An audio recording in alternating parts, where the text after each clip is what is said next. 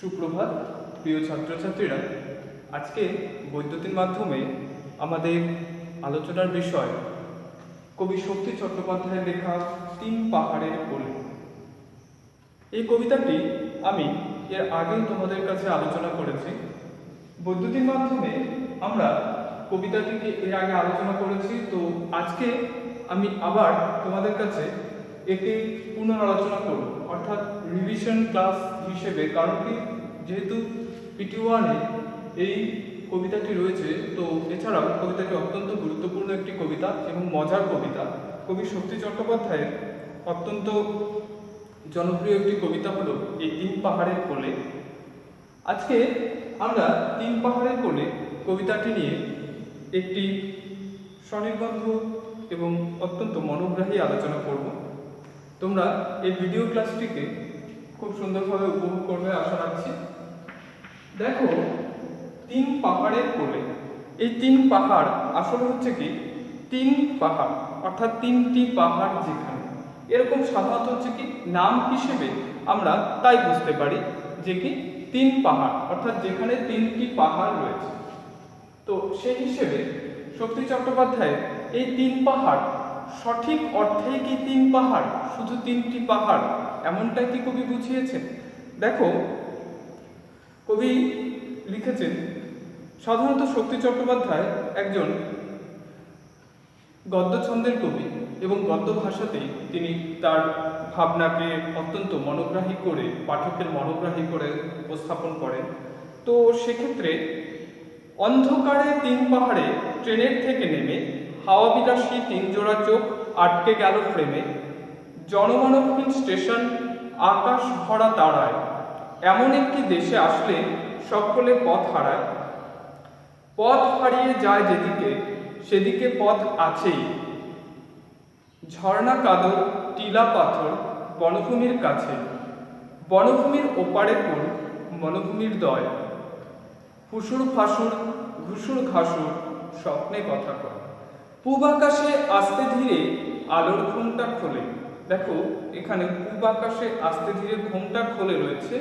আমি এর আগে বলেছিলাম যে কি তোমাদের এই সাহিত্য সঞ্চয়ন ও রাজকাহিনী বইটি, এই বইটিতে অনেক কিছু হচ্ছে কি কিছু কিছু বানানগত অসঙ্গতি এবং কিছু যে মুদ্রণগত অসঙ্গতি রয়েছে, প্রিন্টিং মিস্টেক রয়েছে। তো সেই জন্য এই বইটি পড়বার আগে পশ্চিমবঙ্গ মধ্যশিক্ষা পর্ষদের যে বইটি রয়েছে সাহিত্য সঞ্চয়ন, সেই বইটিকে তোমরা দেখতে পারো। পূব আকাশে আস্তে ধীরে আলোর ঘোমটা খোলে, শক্ত সবুজ গা ভেসেছে ৩ পাহাড়ের কোলে, সহজ করে বাঁচা কি আর খাঁচাতে সম্ভব, ৩ পাহাড়ের নকশি কাঁথায় শিশুর কলরব। দেখো, কবিতাটি আমি পড়ে নিয়েছি। তো অন্ধকারে ৩ পাহাড়ের ট্রেনের থেকে নেমে কবি শক্তি চট্টোপাধ্যায় নাগরিক পরিবেশের মধ্যে লালিত হয়েছে, নাগরিক পরিবেশে তিনি বেড়ে উঠেছেন। কিন্তু নাগরিক পরিবেশে বেড়ে উঠলেও কবির ভাবনা, কবি সবসময় এই নগর থেকে, অর্থাৎ নাগরিক পরিবেশের মধ্যে বিভিন্ন রকম দূষণ রয়েছে, শব্দ দূষণ, জল দূষণ, বায়ু দূষণ, মাটি দূষণ, দৃশ্য দূষণ, বিভিন্ন পারমাণবিক দূষণ, আরো নানান রকমের হচ্ছে মানসিক অসঙ্গতি, মানসিক নানান রকমের দূষণ এই সমাজের মধ্যে রয়েছে। তো এই রকম একটা দূষণে জর্জরিত সমাজ ব্যবস্থা থেকে কবি কি করেছেন? কবি মুক্তি চাইছেন। কোথায় মুক্তি চাইছেন? ৩ পাহাড়ের কোলে। আসলে ৩ পাহাড় মানে শুধুমাত্র যে ৩টি পাহাড় সেটি নয়। এখানে ৩ পাহাড় মানে হচ্ছে প্রাকৃতিক সৌন্দর্যে, প্রাকৃতিক সৌন্দর্যে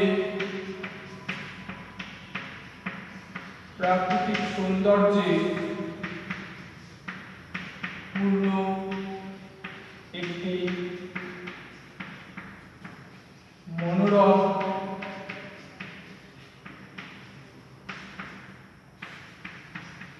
পরিবেশ, প্রাকৃতিক সৌন্দর্যে পূর্ণ একটি মনোরম পরিবেশকে কবি এখানে ৩ পাহাড়ের কোলে বুঝিয়েছেন।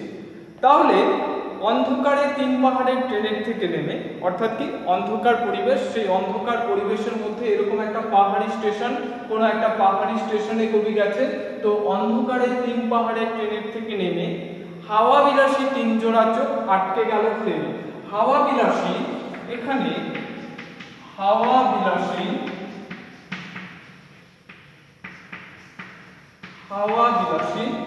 অর্থাৎ কি হাওয়া বিলাসী মানে প্রাকৃতিক সৌন্দর্য যারা অনুসন্ধান করেন, প্রাকৃতিক সৌন্দর্যকে যারা উপভোগ করেন, যাদের প্রাকৃতিক সৌন্দর্যকে উপভোগ করার মানসিকতা রয়েছে, তারাই হচ্ছে কি হাওয়া বিলাসী। তাহলে হাওয়া বিলাসী বলতে হচ্ছে কি, হাওয়া বিলাসী বলতে কবি বুঝিয়েছেন প্রাকৃতিক সৌন্দর্য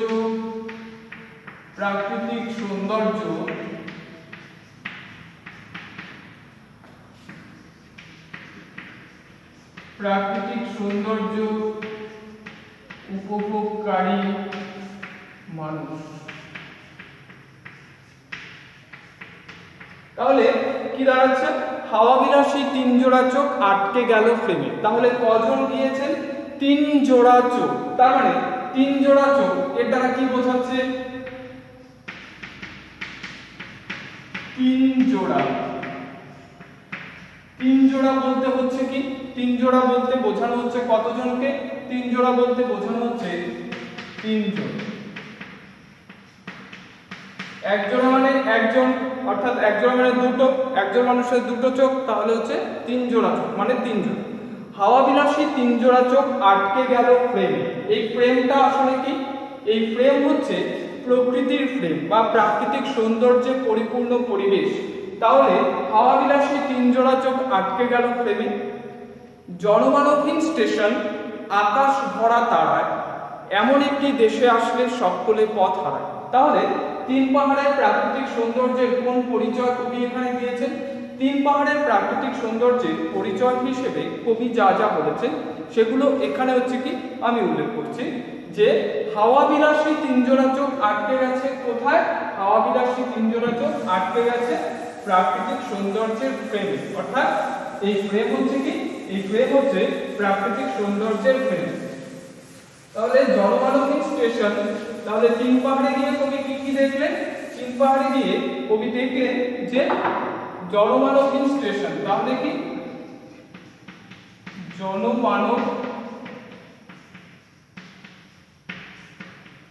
জনমানবহীন স্টেশন, অর্থাৎ 3 পাহাড়ের স্টেশনে কোনো মানুষ ছিল না। 3 পাহাড়ের স্টেশনে হচ্ছে কি কোনো মানুষ ছিল না, জনমানবহীন স্টেশন। তারপর হচ্ছে কি আকাশ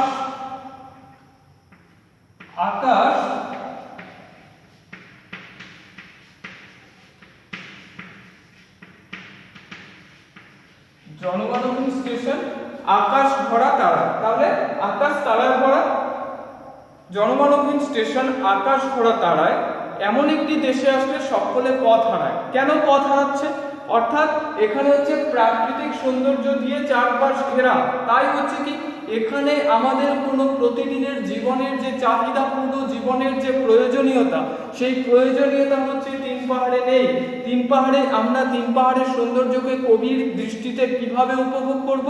একটা উপভোগের দৃষ্টিতে, অর্থাৎ কি মুক্ত মনের দৃষ্টিতে আমরা 3 পাহাড়ের সৌন্দর্যকে উপভোগ করব। তাহলে জনমানবহীন স্টেশন, আকাশ ভরা তারায়, এমন একটি দেশে আসলে সকলেই পথ হারায়। অর্থাৎ কি যে কবি বলতে চাইছেন এরকম প্রাকৃতিক সৌন্দর্যের মধ্যে আসলে যে কারোই হচ্ছে কি পথ হারিয়ে যেতে পারে। পথ হারিয়ে যায় যেদিকে সেদিকে পথ আছেই। তার মানে কি পথ হারিয়ে যায় যেদিকে সেদিকে পথ আছেই, এর দ্বারা কবি কি বোঝাচ্ছে? যে 3 পাহাড়ের মধ্যে যে সৌন্দর্য রয়েছে চারদিকে হচ্ছে সমান সৌন্দর্য, অর্থাৎ কোথাও কোনো কম নেই। তাহলে সেই 3 পাহাড়ের মধ্যে চারদিকে যেখানে সমান সৌন্দর্য, তো সেই সৌন্দর্যের মধ্যে হারিয়ে যাওয়ার একটা সম্ভাবনা রয়েছে। পথ হারিয়ে যায় যেদিকে সেদিকে পথ আছেই, অর্থাৎ কি যেদিক দিয়ে গেলে অর্থাৎ চারদিকে সমান প্রাকৃতিক সৌন্দর্য, সুতরাং হচ্ছে কি পথ হারিয়ে যায় যেদিকে সেদিকেই পথ আছে। এরপর ঝর্ণা কাদর টিলা পাথর বনভূমির কাছে, এবং হচ্ছে কি চারপাশে সবুজ সৌন্দর্যে পরিপূর্ণ, অর্থাৎ বনভূমি রয়েছে। তাহলে কি বনভূমির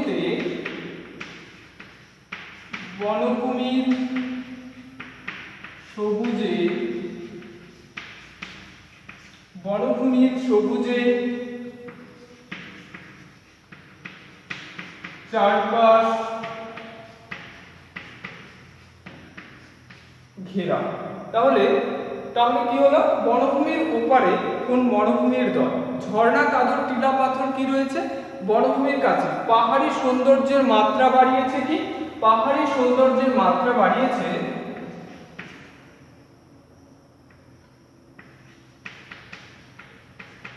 ঝর্ণা,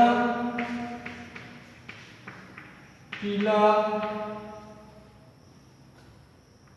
ঝর্ণা, টিলা ইত্যাদি পাহাড়ের সৌন্দর্যকে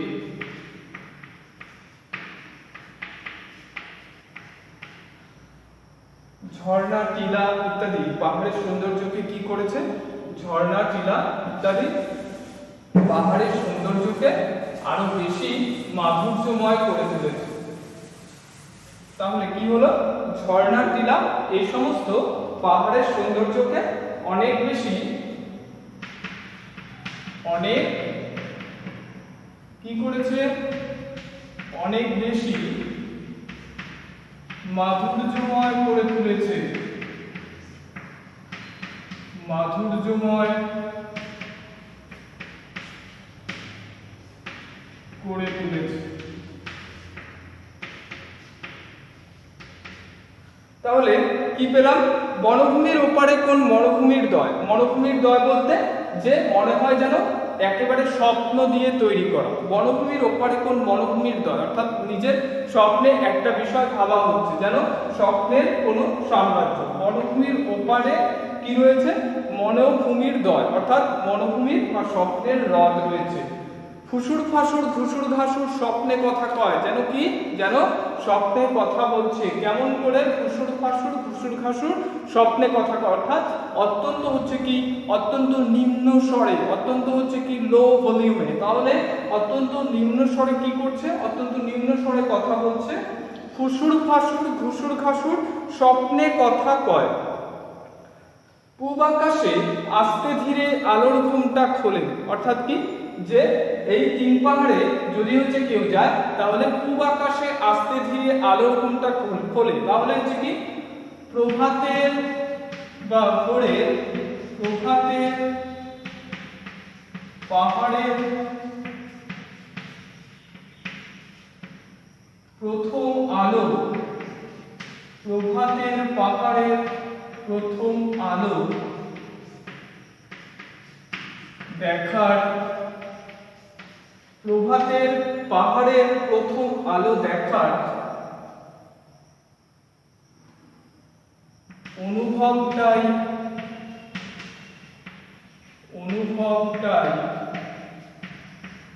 আলাদা রকমের,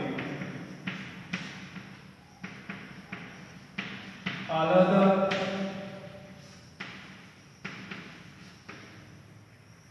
প্রভাতের পাহাড়ের সৌন্দর্য, প্রভাতের পাহাড়ের প্রথম আলো দেখার অনুভবটাই হচ্ছে কি আলাদা। কেন আলাদা, কারণ কবি কি বলেছে, পূব আকাশে আস্তে ধীরে আলোর ঘুমটা খোলে, অর্থাৎ সেখানে কোনো তাড়াহুড়ো নেই। অর্থাৎ কি, আমাদের প্রত্যেক দিনের জীবনের মধ্যে কোনো যে কি, প্রত্যেক দিনের জীবনের মধ্যে আমরা নানান রকম হচ্ছে কি প্রয়োজনীয়তা নিয়ে বেঁচে আছি, আমরা বিভিন্ন রকমের চাহিদা নিয়ে বেঁচে আছি। যে চাহিদা পূরণ না হলে আমাদের জীবন হচ্ছে অতিষ্ঠ হয়ে ওঠে। তাহলে সেই চাহিদার মধ্যেই আমরা যেখানে বেঁচে থাকি, কিন্তু সেই তিন পাহাড়ের সৌন্দর্যের মধ্যে কোন রকম চাহিদা নেই। তিন পাহাড়ের সৌন্দর্য যেন কবির কাছে স্বপ্নের মতো। তাহলে পূব আকাশে আস্তে ধীরে আলোর ঘুমটা খোলে, শক্ত সবুজ গা ভেসেছে তিন পাহাড়ের কোলে। তাহলে শক্ত সবুজ গা ভেসেছে কোথায়, তিন পাহাড়ের কোলে। তিন পাহাড়ের কোলের গ্রামটি কেমন, শক্ত সবুজ, শক্ত সবুজ গা ভেসেছে তিন পাহাড়ের কোলে। সহজ করে বাঁচা কি আর খাঁচাতে সম্ভব। তাহলে দেখো, শক্ত সবুজ গ্রাম, অর্থাৎ তিন পাহাড়ের গ্রামকে কবি কি বলেছেন, শক্ত আর সবুজ। তিন পাহাড়ের গ্রামের জন্য কবির বিশেষণ হচ্ছে কি, শক্ত সবুজ গ্রাম। কোথায়, তিন পাহাড়ে শক্ত সবুজ গা ভেসেছে তিন পাহাড়ের কোলে। সহজ করে বাঁচা কি আর খাঁচাতে সম্ভব। অত্যন্ত গুরুত্বপূর্ণ একটি লাইন, সহজ করে বাঁচা কি আর খাঁচাতে সম্ভব। এখানে খাঁচা বলতে কোন খাঁচার কথা বলা হয়েছে, এখানে খাঁচা হচ্ছে যে আমাদের শহুরে জীবন অর্থাৎ কি শহরের বা নাগরিক পরিবেশের প্রয়োজনীয়তার মধ্যে যে জীবন আবদ্ধ, সেই জীবনকেই কবি হচ্ছে কি বলেছেন সহজ করে বাঁচা যায় না এই খাঁচাতে। অর্থাৎ কি খাঁচা শব্দটির দ্বারা কবি আসলে কি বুঝিয়েছেন? খাঁচা শব্দটির দ্বারা কবি এখানে বুঝিয়েছেন কি খাঁচা হচ্ছে কি খাঁচা হচ্ছে আমাদের খাঁচা হলো আমাদের শহুরে জীবন, শহুরে জীবনযাত্রাকে কবি এখানে খাঁচার রূপকে দেখিয়েছেন। তাহলে খাঁচা হচ্ছে কি শহুরে জীবনযাত্রা। সহজ করে বাঁচা কি আর খাঁচাতে সম্ভব? অর্থাৎ কোথায় সহজ করে বাঁচা সম্ভব নয়? এই খাঁচার মধ্যে। অর্থাৎ কেন? কারণ হচ্ছে কি কারণ আমরা প্রত্যেকদিন প্রতিযোগিতার মধ্যে বেঁচে আছি। অর্থাৎ কি যে কেউ আমার থেকে এগিয়ে যাচ্ছে, আমি কিভাবে তার সঙ্গে হাঁটবো বা তার থেকে আরো 2 কদম এগিয়ে যাব, সেই চিন্তায় আমরা প্রত্যেকদিন মশগুল থাকি। আর এই মশগুল থাকার জন্যই কি হয়, এই মশগুল থাকার জন্যই আমরা স্বাভাবিকভাবে হচ্ছে জীবনের যে সৌন্দর্য বা জীবনের যে রূপ বা জীবনের যে আনন্দ, সেই আনন্দকে আমরা উপভোগ করতে পারি না। বা জীবনের যে এত রূপ রয়েছে, এত গান রয়েছে, সেই গানকে আমরা অনুভব করতে পারি না। অর্থাৎ প্রত্যেক দিন প্রতিযোগিতামুখর জীবনযাপন করতে করতে আমরা ক্রমশই হচ্ছে কি রোবটের মতো যন্ত্রে পরিণত হয়ে গেছি। আমাদের কি হয়েছে, আমাদের অনুভব শক্তিগুলো নষ্ট হয়ে গেছে। অর্থাৎ প্রতিযোগিতার মধ্যে বেঁচে থাকতে থাকতে আমাদের অনুভবের ক্ষমতা বা কোনো বিষয়কে উপলব্ধি করার ক্ষমতা, সেটা আমরা হারিয়ে ফেলেছি। আর দেখবে এই কারণেই হচ্ছে কি এই কারণে আমরা প্রত্যেক দিনের প্রথাগত জীবন থেকে বাইরে বেরিয়ে গিয়ে কি করি, কোথাও কোনো দূরে পাহাড়, কোনো নদী, কোনো সমুদ্র, কোনো বনভূমি, এই সমস্ত জায়গায় হচ্ছে কি আমরা ঘুরতে চাই। কেন? আমাদের মনের যে বন্ধন বা মনের যে অবস্থা, মনের যে আবদ্ধ অবস্থা, সেই আবদ্ধ অবস্থাকে মুক্ত করতে যাওয়ার জন্যই আমরা হচ্ছে কি আমরা ভ্রমণে বের হই। তাহলে ভ্রমণের গুরুত্বটাই হচ্ছে কি মনের যে বন্ধন, সেই বন্ধনকে মুক্ত করে প্রকৃতির কাছাকাছি আসা। অর্থাৎ কি যে প্রকৃতিকে নতুন করে উপলব্ধি করা, সেই উপলব্ধির জন্যই হচ্ছে কি সেই উপলব্ধির জন্যই আমরা কি করি, আমরা ভ্রমণে যাই। এখানেও 3 পাহাড়ের মধ্যেও কবি কি করেছেন, নাগরিক জীবনযাত্রা থেকে তিনি কোথায়, নাগরিক জীবনযাত্রা থেকে তিনি প্রকৃতির কোলে গিয়েছেন। এখানে 3 পাহাড়ের কোল মানে আসলে হচ্ছে কি প্রাকৃতিক সৌন্দর্যে পরিপূর্ণ একটি সুন্দর পরিবেশের কাছে কবি আশ্রয় নিয়েছেন। সহজ করে বাঁচা কি আর খাঁচাতে সম্ভব? তাহলে বুঝতে পারলে খাঁচাতে কেন সহজ করে বাঁচা সম্ভব নয়। কারণ খাঁচাতে আমরা নিজেদের মতন বেঁচে থাকতে পারি না। খাঁচার দেখবে যে কোনো হচ্ছে কি যে কোনো জন্তুকে খাঁচায় রাখলে সেটা হচ্ছে কি সেটা মানুষ তাকে যেভাবে পরিচালনা করে তাকে সেভাবে চলতে হয়। কি ঠিক তেমনই ভাবে আমরাও হচ্ছে কি এই শহরের প্রতিযোগিতাপূর্ণ জীবনযাত্রার মধ্যে থাকতে গিয়ে নিজেদের হারিয়ে ফেলেছি। অর্থাৎ কি আমার নিজের যে ভাবনা বা নিজের যে চলা বা নিজের যে অবস্থা, সেই রূপটাকে হারিয়ে আমরা হচ্ছে কি আমরা ক্রমশ অন্যের ভাবে চলছি। অর্থাৎ অন্যের ভাবনার দ্বারা আমরা চালিত হচ্ছি, আমাদের নিজেদের অবস্থা আমরা বুঝতে পারি না। তো সেটাই হচ্ছে কি সহজ করে বাঁচা কি আর খাঁচাতে সম্ভব? 3 পাহাড়ের নকশি কাঁথায় শিশুর কলরব। অর্থাৎ 3 পাহাড়ের নকশি কাঁথায় শিশুর কলরব, এর দ্বারা কবি কি বোঝাচ্ছে? 3 পাহাড়ের নকশি কাঁথা, নকশি কাঁথা শব্দটা হচ্ছে কি আমরা কবি জসিমউদ্দিনের নকশি কাঁথার মাঠ কবিতাটা পড়েছিলাম। সেই নকশি কাঁথায় যেখানে হচ্ছে কি একটা সুন্দর করে কাঁথা, আশা করি হচ্ছে কি সবাই কাঁথা কি সেটা জানো, এক ধরনের হচ্ছে কি যে হালকা হালকা ঠান্ডাতে সাধারণত হচ্ছে কি এটা ব্যবহার করা হয়, তো বেশ আরামদায়ক একটি জিনিস। তো সেই কাঁথাটাই হচ্ছে কি সেই কাঁথায় কি হয়, সেই কাঁথায় আমাদের হালকা ঠান্ডাটা নিবারণ হয়। এবং সেই কাঁথার মধ্যে আগে কি করা হতো, গ্রাম বাংলায় সাধারণত ঠাকুমা, মাসিমা, কাকিমা, মায়েরা কি করতেন, সেই কাঁথার মধ্যে বিভিন্ন রকমের ফুল, লতা, পাতা এই সমস্ত তারা ফুটিয়ে তুলতেন। আর ফুল, লতা, পাতা সেই সমস্ত ফুটিয়ে তুলতে গিয়ে তারা অনেক সময় হচ্ছে কি বিভিন্ন রকমের ছবি, বিভিন্ন রকমের স্মৃতি, বিভিন্ন রকমের ভাবনা, এগুলোকে হচ্ছে তারা তাদের সেই কাঁথার মধ্যে ফুটিয়ে তুলতেন। তো নকশি কাঁথা হচ্ছে কি তেমনই একটি কাঁথা। তাহলে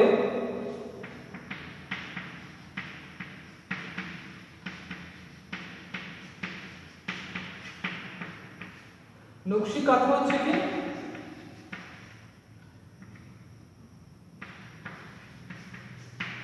নকশা করা, অর্থাৎ সেখানে হচ্ছে কি বিভিন্ন রকমের ফুল লতা পাতা এই সমস্ত করে রাখা হয়, তো সেটাই হচ্ছে নকশি কাঁথা। তাহলে তিন পাহাড়কে কেন কবি নকশি কাঁথা বললেন? যে সহজ করে বাঁচা কি আর খাঁচাতে সম্ভব, তিন পাহাড়ের নকশি কাঁথায় শিশুর কলরব। অর্থাৎ তিন পাহাড়ের মধ্যে যে সৌন্দর্যটা রয়েছে সেই সৌন্দর্যটা হচ্ছে কি নকশি কাঁথার সৌন্দর্যের মতোই অপূর্ব। নকশি কাঁথার মধ্যে যেরকম হচ্ছে অপূর্ব এক সৌন্দর্য, অপূর্ব এক কমনীয়তা রয়েছে, তেমনই হচ্ছে কি তিন পাহাড়ের সৌন্দর্যের মধ্যেও তেমনই একটা পরিপূর্ণতা রয়েছে। কাদের জন্য এই পরিপূর্ণতা? এই পরিপূর্ণতা হচ্ছে শিশুদের জন্য। অর্থাৎ কি যে সেই তিন পাহাড়ের প্রকৃতি শুধুমাত্র হচ্ছে কি আমরা শহরের প্রকৃতিতে যেমনটা দেখি তিন পাহাড়ের প্রকৃতি তেমনটা নয়। অর্থাৎ কি আমাদের শহরের জীবনযাত্রায় আমরা কি দেখি? আমরা শহরের জীবনযাত্রায় দেখি শিশুরা হচ্ছে কাঁধে ভারী ভারী ব্যাগ নিয়ে সুন্দরভাবে হচ্ছে কি স্কুলের পথে যাচ্ছে, বিভিন্ন টিউশনের পথে যাচ্ছে। অর্থাৎ তারা হচ্ছে কি তারা বিভিন্ন ভাবে তারা নিজের ভাবনায় তারা জীবনটাকে উপভোগ করতে পারছে না, বা নিজে একটা মুক্ত ভাবে জীবনটাকে উপলব্ধি করতে পারছে না। তাদেরকে হচ্ছে কি তাদেরকে কি করা হচ্ছে? অভিভাবকেরাই নিজেদের মতন করে গড়ে তুলছে। তাহলে হচ্ছে কি তাহলে সেই তিন পাহাড়ের মধ্যে যে প্রকৃতির সৌন্দর্যটা রয়েছে সেই সৌন্দর্যটা সেই শিশু উপভোগ করতে পারছে না। কিন্তু তিন পাহাড়ে যে শিশু রয়েছে সেই শিশুরা কি করছে? তারা তিন পাহাড়ের প্রকৃতির মধ্যে হারিয়ে যাচ্ছে। এই কারণেই দেখবে আমরা যখন হচ্ছে কোথাও ঘুরতে বা বনভূমি বা যে কোনো জায়গাতে হচ্ছে বনভোজনের জন্য যাই, পিকনিকের জন্য যাই, তখনই দেখবে সেটা হচ্ছে কি সেটা একান্তভাবে অনেক বেশি হচ্ছে নিজেদের আপন করে মনে হয়। কিন্তু হচ্ছে কি অনেক ক্ষেত্রে দেখা যায় যে তোমাদের মধ্যে কি হয়, তোমাদের মধ্যে তোমরা সেখানে কি বিভিন্ন রকম খেলা নিয়ে ব্যস্ত হয়ে যাও, যেটা হচ্ছে কি যেটা কখনো প্রকৃতির কাছে গেলে সাধারণত এমন হওয়ার কথা না, বা উপলব্ধি বা অনুভূতি যদি হচ্ছে সেভাবে থাকে তাহলে কখনোই এমনটা হওয়া উচিত নয়। তাহলে দেখো যে কি তিন পাহাড়ের নকশি কাঁথায় শিশুর কলরব, অর্থাৎ শিশুরা হচ্ছে কি তিন পাহাড়ের প্রকৃতির মধ্যে গিয়ে আরো সুন্দরভাবে নিজেদেরকে ছড়িয়ে দিয়েছে। অর্থাৎ তিন পাহাড়ের সৌন্দর্যের দ্বারা তারা অনেক বেশি ভাবে হচ্ছে কি আকৃষ্ট হয়েছে, তারা অনেক বেশি করে তিন পাহাড়ের মধ্যে নিজেদেরকে বিলিয়ে দিয়েছে। এটাই হচ্ছে কবি বলতে চেয়েছে যে তিন পাহাড়ের নকশি কাঁথায় অর্থাৎ তিন পাহাড়ের প্রকৃতির সৌন্দর্যের মধ্যে শিশুদের অবস্থানটা যেন তিন পাহাড়ের সৌন্দর্যকে অনেক বেশি ভাবে গুরুত্বপূর্ণ করে তুলেছে, অনেক বেশি আকর্ষণীয় করে তুলেছে। এটাই হচ্ছে কি কবির বক্তব্য বিষয়। তাহলে এখানে কবিতা আমি এর আগেও আলোচনা করেছি, আজকেও আমি তোমাদের এটাকে রিভিশন করিয়ে দিলাম। দেখো এখানে কতগুলো বিষয় রয়েছে যে তিন পাহাড়ের কোলে কবিতাটি পড়বার ক্ষেত্রে তোমাদের এই বিষয়গুলো অত্যন্ত গুরুত্বপূর্ণ। যে হাওয়া বিলাসী বলতে এখানে রয়েছে হাওয়া ভালোবাসে যে, কিন্তু আমি হচ্ছে কি একটা বিষয় লিখিয়েছিলাম হাওয়া বিলাসী মানে হচ্ছে কি যারা প্রকৃতির সৌন্দর্যকে উপলব্ধি করতে পারে সেই সমস্ত মানুষদেরকেই হাওয়া বিলাসী বলা হচ্ছে। তাহলে তারপর দেখো এমন একটি দেশে আর কি রয়েছে এখানে ফ্রেম। এই ফ্রেম আসলে হচ্ছে কি ফটোর চারদিকে আটা কাঠের বা কাচের যুক্ত দণ্ড, এটা বলা হচ্ছে। কিন্তু এখানে হচ্ছে কি এই ফ্রেম আসলে হচ্ছে প্রাকৃতিক সৌন্দর্যের বা প্রকৃতির অপূর্ব যে রমণীয়তা, সেই অপূর্ব রমণীয়তাকে এখানে বোঝানো হচ্ছে ফ্রেমের মধ্য দিয়ে। আর বাকি যে অর্থগুলো রয়েছে সেই অর্থগুলো তোমরা জানো। এখান থেকে অত্যন্ত গুরুত্বপূর্ণ বিষয় সহজ করে বাঁচা কি আর খাঁচাতে সম্ভব। তো তারপর হচ্ছে কি দেখো এমন একটি দেশে আসলে সকলে পথ হারায়, কোন দেশের কথা বলা হয়েছে সেই দেশটি যে পরিচয় এখানে কবি দিয়েছেন, যে কি আমি ধারাবাহিকভাবে কিছু পয়েন্টস এখানে লিখিয়েছি, যে কি এমন একটি দেশ অর্থাৎ তিন পাহাড়ের সৌন্দর্যের প্রাকৃতিক সৌন্দর্যের কথা কবি এখানে বলেছেন। সেই তিন পাহাড়ের প্রাকৃতিক সৌন্দর্যের অপূর্ব যে ছবি, অর্থাৎ কি সেখানে বনভূমি রয়েছে, সেখানে ঝর্ণা রয়েছে, টিলা কাদর পাথর রয়েছে, তারপর কি রয়েছে যে শিশুরা হচ্ছে সেখানে খেলা করে, সেখানে শক্ত সবুজ গ্রাম রয়েছে। অর্থাৎ কি যে আবার কবি যে সময় নেমেছিলেন সেটা হচ্ছে রাত্রিবেলায় নেমেছিলেন অন্ধকারে, তো সেই আবার হচ্ছে কি সেখানে নির্জন স্টেশন ছিল এবং হচ্ছে কি আকাশ সম্পূর্ণ তারায় ভরা, এরকম একটা অপূর্ব মায়ামুগ্ধকর পরিবেশের মধ্যে কবি নেমেছিলেন। তো এখানে সেই দিকটাই তোমাদের আমি উপস্থাপন করেছি। তো আশা করব যে কবিতাটি তোমরা আরও ভালো করে কবির উপলব্ধিকে বোঝার চেষ্টা করবে, কারণ হচ্ছে কি সিবিএসই বোর্ডের এক্সামে এই কবিতা থেকে একটি তাৎপর্যমূলক প্রশ্ন অবশ্যই থাকবে। আর হচ্ছে কি তোমাদের এই যে পিরিয়ডিক টেস্ট রয়েছে এখানে হচ্ছে কি এই কবিতা থেকে বিশেষ কিছু ভাবনামূলক এমসিকিউ কোশ্চেন থাকছে। তো সেই জন্যই তোমরা হচ্ছে কি এই কবিতাটিকে বারবার রিভিশন করবে। আর আমি হচ্ছে কি এই কবিতা ধরে যেভাবে হচ্ছে পড়িয়েছি এবং এই কবিতার বিষয়গত যে অ্যাসাইনমেন্টগুলো বলা হয়েছে সেটা হচ্ছে কি অত্যন্ত সুন্দরভাবে কমপ্লিট করবে, কারণ কি কবিতাটি অত্যন্ত একটি মনোগ্রাহী কবিতা এবং খুব সুন্দর একটি কবিতা, যেখানে কবিতায় কবি আমাদের মনের অবস্থা বলেছেন। কারণ কি শক্তি চট্টোপাধ্যায়ের মধ্যে নাগরিক পরিবেশে মানুষ হলেও তিনি হচ্ছে কি নগরের মানুষ বা শহরের মানুষের যন্ত্রণাটাকে খুব সুন্দরভাবে উপলব্ধি করেছেন। তার একটি কবিতা রয়েছে আমি দেখি, যেখানে হচ্ছে কি মানে আমাদের চোখ কি চায়, আমরা কি চাই, সেই আমাদের শরীরের জন্য কি দরকার, অত্যন্ত সুন্দরভাবে কবি সেই কবিতাতেও জানিয়েছেন যে কি গাছগুলো তুলে আনো বাগানে বসাও, আমার দরকার শুধু গাছ দেখা, গাছ দেখে যাওয়া, গাছের সবুজটুকু শরীরে দরকার, আরোগ্যের জন্য ওই সবুজের ভীষণ দরকার, বহুদিন জঙ্গলে যাইনি, বহুদিন শহরেই আছি, শহরের অসুখ হা করে কেবল সবুজ খায়, সবুজের অনটন ঘটে, তাই বলি গাছ তুলে আনো বাগানে বসাও, তাহলে যে কি আমি দেখি। অর্থাৎ কবি বলতে চান যে কি আমাদের জীবনের জন্য সবুজ প্রকৃতি, সবুজ পরিবেশ, সবুজ বনভূমি, যা কিছু সবুজ সমস্তটাই হচ্ছে উপকারী, এর কোনো রকম কি নেই, এর কোনো রকম হচ্ছে কোনো নেতিবাচক দিক নেই, জীবনের জন্য এদের ভূমিকা অত্যন্তভাবেই গুরুত্বপূর্ণ। তো সেটাই হচ্ছে কি, সেটাই হচ্ছে কবি আমাদের এই কবিতার মধ্যে বুঝিয়েছেন। অত্যন্ত সহজ এবং অত্যন্ত মনোগ্রাহী একটি কবিতা, এবং এই কবিতাকে তোমাদের 10th স্ট্যান্ডার্ড এক্সামের জন্য খুব ভালো করে আয়ত্ত করতে হবে, কারণ এই কবিতা থেকে একটি প্রশ্ন অবশ্যই থাকবে, সেটা হচ্ছে কি এবারের জন্য অত্যন্ত গুরুত্বপূর্ণ প্রশ্ন হচ্ছে যে কি এবারের জন্য অত্যন্ত গুরুত্বপূর্ণ দিকটি হচ্ছে যে 3 পাহাড়ের কোলে কবিতাটিতে প্রাকৃতিক সৌন্দর্যের যে পরিচয় কবি দিয়েছেন তা কবিতা অনুসারে উল্লেখ করে।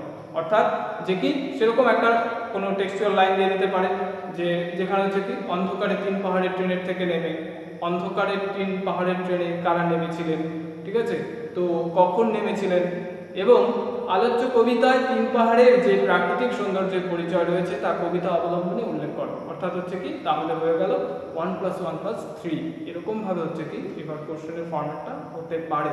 তো সুতরাং তোমরা কবিতাটিকে আমি আবারও বলবো বারবার রিভিশন করো, এবং হচ্ছে কি কবিতার যে আমি এখানে তথ্যগুলো লিখেছি সেই তথ্যগুলোকে ভালোভাবে বোঝার চেষ্টা করো এবং মনে রাখার চেষ্টা করবে, এবং সেটা হচ্ছে কি শুধু বারবার রিভিশনের মধ্য দিয়েই সম্ভব। আশা করছি কবিতাটি তোমরা খুব ভালো করে বুঝতে পেরেছো। তো আজকের মতো এই ক্লাস এখানেই সমাপ্ত। ধন্যবাদ।